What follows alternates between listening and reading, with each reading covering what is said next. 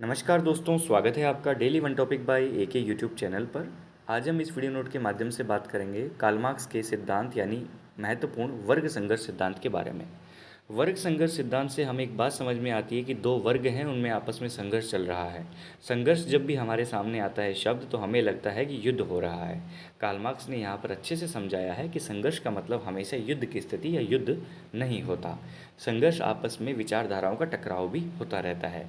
अपने अधिकारों के लिए भी लड़ाई लड़ी जाती है। हाँ, संघर्ष क्रांति में तब्दील जरूर हो जाता है, ऐसा कार्ल मार्क्स ने इशारा किया है।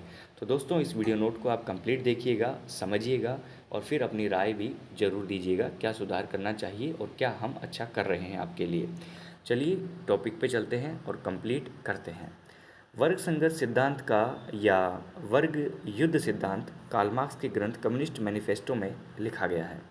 हर समाज का इतिहास वर्ग संघर्ष का इतिहास होता है।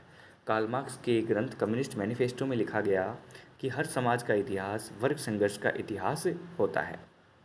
कोई भी समाज हो, उसका इतिहास की बात करेंगे तो वर्ग संघर्ष का इतिहास है। समाज दो विरोधी वर्गों में बटा होता है। कोई भी समाज होता है वो दो विरोधी वर्गों में बटा होता है, ठीक है। एक छोटा वर्ग सत्ताधारी होता है और वह शोषण व उत्पीड़न करता है। दूसरा वर्ग शोषित व उत्पीड़ित होता है। एक शोषण करता है, दूसरा शोषित होता है। एक उत्पीड़न करता है, दूसरा उत्पीड़ित होता है। ये दो वर्ग हो गए। दोनों के बीच में कोई समन्वय या समझौता जब नहीं होता तो यह टकराव जो है अपरिहार्य है, चलता रहेगा। वह इसी टकराव से क्रांतियाँ होती है और समाज का रूप बदलता रहता है। समाज में सरकारें बदलती रहती हैं, व्यवस्थाएं बदलती रहती हैं, ठीक है। यहाँ तक कोई दिक्कत है? कोई भी दिक्कत नहीं है ना। तो वर्गों में दो वर्ग हो गए। एक छोटा वर्ग जो सत्ता पे है, जो शासन कर रहा है, जो उत्पीड़न कर रहा है, जो शोषण कर रहा है। एक बड़ा वर्ग जो है वो उत्पीड़न सह रहा है, शोषित हो रहा है। तो इन दोनों में टकराव होगा। टकराव होगा तो क्रांतियाँ होंगी और समाज अपना रूप बदलता रहता है। वेपर महोदय के अनुसार हम बात करें तो मार्क्स के चिंतन में वर्ग संघर्ष की धारणा का विशिष्ट महत्व है। वेपर महोदय वर्ग संघर्ष और कार्ल मार्क्स को जोड़कर कहते हैं कि कार्ल मार्क्स के चिंतन में वर्ग संघर्ष की धारणा का विशिष्ट महत्व है। विशिष्ट महत्व है। मार्क्स का वर्ग संघर्ष का सिद्धांत उसकी इतिहास की भौतिकवादी व्याख्या और अतिरिक्त मूल्य के सिद्धांत पर आधारित है। जो वर्ग संघर्ष सिद्धांत की जो व्याख्या है वो किन किन पर आधारित है? सिद्धांतों पर। हमने इससे पहले वाले वीडियो में देखा था इतिहास की भौतिकवादी व्याख्या, और आगे आने वाले में देखेंगे अतिरिक्त मूल्य के सिद्धांत। इन दोनों सिद्धांतों पर आधारित है। वर्ग का मतलब होता है कि वर्ग व्यक्तियों का वह समूह जो उत्पादन के किसी विशेष प्रक्रिया से संबंधित है, वो वर्ग है। और जिनके साधारण हित एक ही हों। इतिहास की आर्थिक व्याख्या पर बल देने के कारण कार्ल मार्क्स इसका लक्षण आर्थिक तत्वों पर बताते हैं और आर्थिक तत्वों का लक्षण इसको बल देते हुए कहते हैं कि वर्ग में कौन होंगे, जैसे जमींदार होंगे, व्यापारी होंगे, किसान होंगे, मजदूर होंगे, वर्ग हों। ये निम्न वर्ग है, ये निम्नलिखित वर्ग हैं, ठीक है। जमींदारों का वर्ग, व्यापारियों का वर्ग, किसानों का वर्ग, मजदूरों का वर्ग, ये वर्ग हो गए, ठीक है। इनका जो लक्षण इन्होंने बताया आर्थिक तत्वों पर बल देते हुए बताया। किसने? कार्ल मार्क्स ने। और मार्क्स के चिंतन में वर्ग संघर्ष की धारणा का क्या है? विशिष्ट महत्व है, विशिष्ट स्थान है, ये भी हम समझ सकते हैं। और ये जो वर्ग संघर्ष का सिद्धांत है, भौतिकवादी व्याख्या और अतिरिक्त मूल्य के सिद्धांत पर आधारित है। क्लियर हुई ये चीज़? कोई यहाँ तक दिक्कत? वर्ग में क्या होगा? हित भी एक ही होंगे लोगों के, जो समान वर्ग में होंगे, ठीक है। अब देखिए, संघर्ष का मतलब क्या होता है? वर्ग संघर्ष में वर्ग का मतलब हमने समझा। संघर्ष का मतलब हमेशा लड़ाई लड़ना नहीं होता। इसका व्यापक अर्थ भी होता है कि वर्गों में असंतोष है। ऐसा क्यों है? वर्ग संघर्ष में संघर्ष क्यों है? उसका कारण है कि कार्ल मार्क्स के अनुसार संघर्ष का मतलब यह नहीं कि समाज में निरंतर युद्ध ही होता रहे, लाठी बाठा चलते रहे, कुट्टा पिट्टी होती रहे। ऐसा नहीं है। हमेशा युद्ध की स्थिति नहीं होती। वो कहते हैं कि समाज में एक वर्ग ऐसा अवश्य मिलेगा जिसकी आवश्यकता है वो पूरी नहीं होती, असंतुष्ट रहता है, इसलिए वह असंतुष्ट वर्ग हड़ताल करेगा और भी कई कदम उठाएगा और अपनी नाराज़गी व्यक्त करेगा। जब इन हड़ताल से क्या कहते हैं, एक तरीके से कुछ भी मान लीजिए अनशन से, इन बातों से यदि पार नहीं पड़ती है, संतोष कम नहीं होता, तो आंदोलन के आधार पर ये संघर्ष किसका रूप ले लेता है? क्रांति का रूप ले लेता है, जिसमें जो वर्ग शोषण कर रहा है उसका पतन अवश्य हो जाता है। कार्ल मार्क्स यहाँ पर दो वर्गों में विभाजित करते हैं, पूंजीपति वर्ग जिसे पूंजीपति वर्ग या बुर्जुआ वर्ग, या श्रमजीवी या सर्वहारा वर्ग। तो यहाँ पर जो लड़ाई है ये पूंजीपति वर्सेज सर्वहारा, या फिर बुर्जुआ वर्सेज श्रमजीवी, या बुर्जुआ वर्सेज सर्वहारा। तो आपको प्रश्न जो मिलेगा वो यहाँ पर बुर्जुआ और सर्वहारा में मिलेगा। तो सर्वहारा में ध्यान रखिएगा मजदूर, श्रमजीवी और जो दास होंगे इस टाइप के लोग आएंगे। बुर्जुआ में आपके पूंजीपति और क्या कहते हैं उसको, जिनके पास में जमींदार, जागीरदार, ऐसे टाइप के लोग आएंगे। व्यवसायी, व्यापारिक, पूंजीपति, जमींदार, जागीरदार टाइप के लोग आएंगे बुर्जुआ वर्ग में। इनकी संख्या कम होती है लेकिन ये पूरा अपना अधिकार चलाते हैं, ठीक है।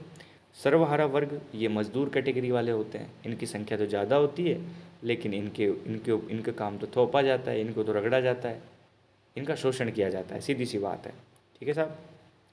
तो बुर्जुआ वर्सेज सर्वहारा की ये लड़ाई है, बुर्जुआ वर्सेज सर्वहारा। बुर्जुआ कौन सा है, सर्वहारा कौन सा है, आपको अच्छे से समझ में आ गया होगा। आधुनिक पूंजीवादी युग को कार्ल मार्क्स ने वर्ग संघर्ष के चरमोत्कर्ष की अवस्था माना है कि भाई जो आधुनिक पूंजीवादी युग है ना, ये वर्ग संघर्ष का चरमोत्कर्ष का एक अवस्था है। वो कहते हैं कि पूंजी पर आधारित उत्पादन प्रणाली में उत्पादनकर्ताओं की निरंतर प्रतिस्पर्धा के फलस्वरूप सारी पूंजी और जमीन धीरे धीरे गिने चुने लोगों के हाथ में सिमटती चली जाएगी। एक ग्रुप होगा छोटा सा जिनके पास में ये पूंजीवादी व्यवस्था, पूंजीवादी युग में क्या होगा कि इनके पास में सारी पूंजी, जमीन धीरे धीरे इन गिने चुने लोगों के हाथों में सिमट जाएगी। मध्यम वर्ग अपने पैरों पर खड़ा नहीं रह पाएगा और श्रमिक वर्ग में मिल जाएगा। मतलब देखो, निम्न वर्ग, मध्यम वर्ग, उच्च वर्ग, 3 सीढ़ियाँ होती हैं, निम्न वर्ग, मध्यम वर्ग और उच्च वर्ग। लेकिन जब सारे व्यापार, सारी ज़मीनें धीरे धीरे नष्ट हो जाएंगी तो ये मध्यम वर्ग भी क्या हो जाएगा, नष्ट हो जाएगा। केवल 2 ही वर्ग बचेंगे, या तो उच्च वर्ग या फिर निम्न वर्ग, ठीक है ना। ये बुर्जुआ और ये सर्वहारा। वैसे संख्या किसकी, निम्न वर्ग की ज़्यादा है, सर्वहारा वर्ग की। सर्वहारा वर्ग की संख्या ज़्यादा है, बुर्जुआ वर्ग की संख्या कम है, ठीक है। तो धीरे धीरे जब मध्यम वर्ग अपने पैरों पर खड़ा नहीं रहेगा तो श्रमिक वर्ग में मिल जाएगा। परिणाम ये होगा कि पूंजीपति वर्ग छोटा होता चला जाएगा और श्रमिक वर्ग का आकार बढ़ता चला जाएगा। इसी तरीके से हम देखेंगे कि सर्वहारा वर्ग अपनी विशाल संख्या और सुदृढ़ संगठन के बल पर मुट्ठी भर पूंजीपतियों को मिट्टी में मिला देंगे या उनको नष्ट कर देंगे, धराशायी कर देंगे। और ये धराशायी करने में समर्थ भी होंगे कौन, श्रमिक वर्ग। और सर्वहारा वर्ग की विजय होगी, ये ध्यान में रखिएगा। कार्ल मार्क्स ने कहा है यदि यहाँ पर आप ऐसे होता है, आंदोलन होता है, तो सर्वहारा वर्ग यानी जो आपका मजदूर वर्ग है, जो किसान वर्ग है, जो श्रमिक वर्ग है, वो जीत जाएगा। क्यों? क्योंकि ये मुट्ठी भर जो आपके पूंजीपति वर्ग है इसको धराशायी कर देंगे, नष्ट कर देंगे, ज़मीन में गाड़ देंगे, मिटा देंगे। ये समर्थ है उस काम करने में, ठीक है। और प्रमुख साधनों को सामाजिक स्वामित्व में रखकर पुराने पूंजीपतियों को श्रमिक बन जाने के लिए विवश किया जाएगा। देखो, उल्टी गंगा यहाँ पे बह जाएगी। जो पूंजीपति हैं उनको श्रमिक बनने के लिए विवश कर दिया जाएगा, जिससे समाज के सभी सदस्य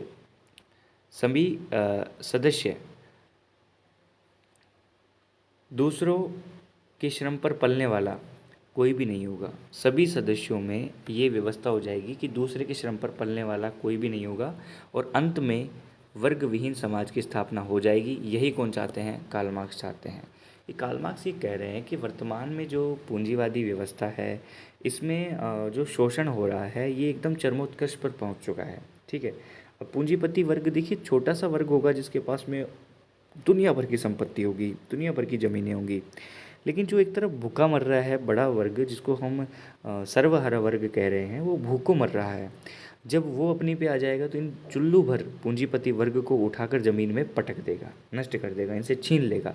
सब पर स्वामित्व सर्वहारा वर्ग का हो जाएगा और फिर इस तरीके से वर्ग विहीन समाज की स्थापना हो जाएगी। सबको बराबर कर देंगे। क्यों? क्योंकि पूंजीपतियों को श्रमिक बना दिया जाएगा, उनको मजदूर बनाया जाएगा, उनसे फैक्ट्रियों में काम करवाया जाएगा। एक वर्ग खत्म, एक ही वर्ग बचा। जब वर्ग ही नहीं बचा समाज के अंदर, वर्ग संघर्ष नहीं बचा, तो वर्ग विहीन समाज की स्थापना हो जाएगी। ये कौन कहते हैं, कार्ल मार्क्स कहते हैं। तो दोस्तों, वर्ग संघर्ष के अंतर्गत आपने देखा कि सर्वहारा कौन होंगे, बुर्जुआ कौन होंगे, इनमें संघर्ष क्यों होता है, इनमें संघर्ष जब होगा तो अंतिम स्थिति क्या बनेगी, इसमें कौन सा वर्ग विजयी होगा, और वर्ग संघर्ष सिद्धांत के ऊपर कार्ल मार्क्स के कौन से दो सिद्धांतों का प्रभाव है। ये सारी बातें आपने इस वीडियो नोट में समझी और आपको ये वीडियो नोट फ़ायदा देगा। इसी उम्मीद के साथ हम आपके लिए कार्य करते जा रहे हैं।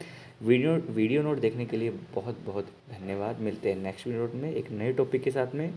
अगले टॉपिक को हम देखेंगे कि कार्ल मार्क्स का अतिरिक्त मूल्य का सिद्धांत क्या है। Thank you so much.